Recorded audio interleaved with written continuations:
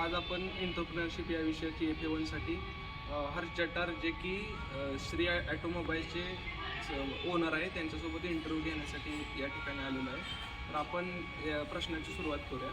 तर ते सुरुवातीला आपलं थोडंसं इंट्रोडक्शन देतील. तर मी हर्ष जठार. तर आमचा जो बिझनेस स्टार्ट झाला तो मी कमीत कमी 3 वर्ष तरी झाले तेव्हा मी स्टार्ट केला. तर तो ऑटोमोबाईल स्पेअरचा जे पार्ट्स वगैरे आहे ते आम्ही पहिल्या स्टार्टिंगला सेल करायला स्टार्ट केले ते. कारण आमच्या गावात जर पाहिलं आपण तर तिथं जास्ती ऑटो स्पेअरमधले कोणाचे शॉप्स वगैरे नव्हते, त्यामुळं मी ते स्टार्ट करण्याचा प्रयत्न केला. बाकी आता आमची त्यात खूप डेव्हलपमेंट झाली आहे. आम्ही त्यात फिटर्स वगैरे ॲड केलेत, सर्व्हिसिंग चार्जेस वगैरे आम्ही त्या मार्फत घेतो, सोबत आम्ही पार्ट्स पण सेलिंग करतो वगैरे. तर तेवढं. आपला पुढचा प्रश्न असा आहे की तुम्हाला स्टार्टिंग फेजला अडचणी कोणत्या? स्टार्टिंग फेजला म्हणलं तर स्टार्टिंगला आम्हाला पहिल्यांदा फायनान्सचा थोडा प्रॉब्लेम होत होता. तर ते माझ्या वडिलांनी जे काही वैभव जठार आहे त्यांनी मला सपोर्ट केला आणि माझे जे भाऊ आहे मी त्या भाऊसोबत थोडं कॉलॅप करून दोघांच्या पार्टनरशिपमध्ये आम्ही हा जो बिझनेस आहे तो उभा केलेला आहे. तर मला एक विचारायला आवडेल की तुम्हाला हे सगळं करण्यासाठी प्रेरणा कुठून मिळाली? प्रेरणा म्हणल्यावर जर बोललं तर आईवडिलांकडूनच भेटली. कारण जेव्हा मी घरी होतो तेव्हा हे माझे मित्र होते, सगळ्यांना म्हणजे असं जॉब वगैरे लागलेले, तर मी काहीच करत नव्हतो. तर माझे घरचे बोलले काय कर वगैरे, आपला साईड बिझनेस पण आहे. तर मी वडिलांनी सांगितलं तू तुझा दुसरा स्वतःचा बिझनेस करू पण शकतो. तर पाहिलं तर गावात एवढे फारसे दुकानं नव्हते, त्यामुळे माझ्या भावाने सजेस्ट केलं की आपण दोघं मिळून काहीतरी करूया. सो आम्ही त्याच्या मार्फत आम्ही हा बिझनेस उभा केला आहे गाड्यांचा, सेलिंग पार्टचा. तुम्ही स्टार्टिंगला फायनान्शियल मॅनेजमेंट कशी, म्हणजे लोन वगैरे काय केलं फायनान्शियल मॅनेजमेंट? किंवा गव्हर्नमेंट सपोर्ट कुठला त्या स्कीमचा फायदा उचलला? फायनान्सचं तर एवढं काय हे नाही, पण जो सपोर्ट होता तो सगळा माझ्या वडिलांनी आणि माझ्या भावाने केलेला आहे. बाकी त्यांनी लोन वगैरे घेतलेले बँकेकडनं. तर स्टार्टिंगला आम्हाला लागलेलं 2 ते 3 लाखामध्ये आम्ही स्टार्टअप केला होता बिझनेसचा. फार कौतुकास्पद आहे या ठिकाणी. पण तुमचा फ्युचर विजन काय आहे की तुम्ही एक्सपान्शनचं काय डोक्यात आहे का?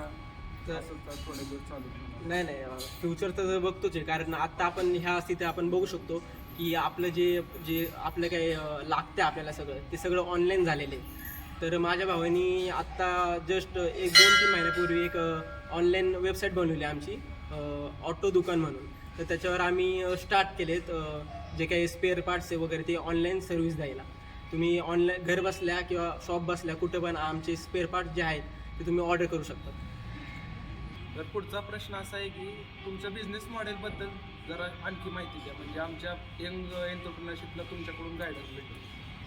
तर तसं म्हणलं तर जो आमचा व्यवसाय आहे त्यात आम्ही गावात सगळ्यांना ॲट्रॅक्ट करायला म्हणजे आम्ही प्रोव्हाइड करतो ते जे हे असतात आपले ऑफर्स वगैरे असतात.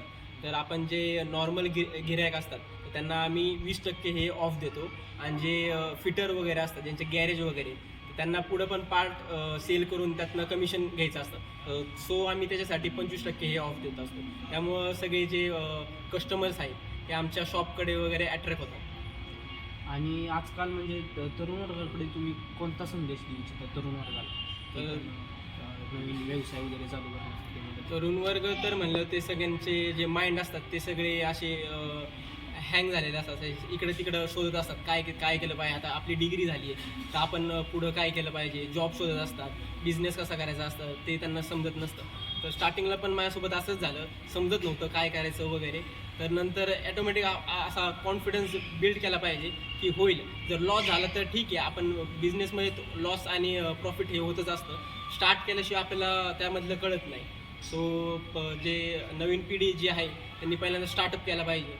जे आपले डिजिटल मार्केटिंग आहे वगैरे ते शिकलं पाहिजे, ऑनलाईन कोर्स वगैरे केले पाहिजे. ते तुमच्यात जो कॉन्फिडन्स आहे तो वगैरे बूस्ट होतो आणि तुम्हाला कशाचं हे म्हणजे भीती वाटत नाही. आणि तुम्ही असे जे हे आहे बिझनेस ते आपण स्वतःहून स्टार्ट करू शकतो. आणि एक आता महत्त्वाचा आणि कळीचा प्रश्न म्हणजे आजकाल एक ट्रेंड बघायला मिळतोय की जास्त करून विद्यार्थ्यांचा कल हा जॉब्सकडे प्लेसमेंट्सकडे वाढत चाललेला आहे. तर त्या विद्यार्थ्यांना तुम्ही काय सांगाल की आपण ते पण बरोबर आहे, प्लेसमेंट महिन्याच्या महिन्याला पगार येतो, पण बिझनेसमध्ये आपण जर गेलो तर अर्धिक पटीनं आपलं इन्कम वाढत, तर त्यासाठी तुम्ही काय सांगाल?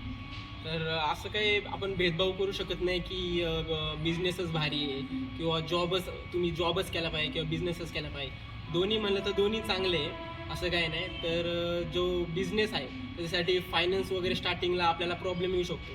तसं जॉबला तुम्ही तुमच्या ह्याच्यावर स्किल्सवर वगैरे तुम्ही जॉब वगैरे करू शकता.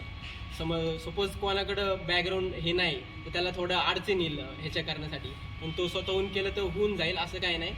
तर बाकी काय नाही, एवढंच असं मी सांगू इच्छितो.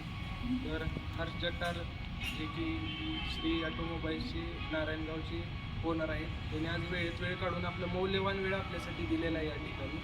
त्यासाठी आपण त्यांचे मनपूर्वक आभार मानतो आणि हा इंटरव्ह्यू इथे सांगतो.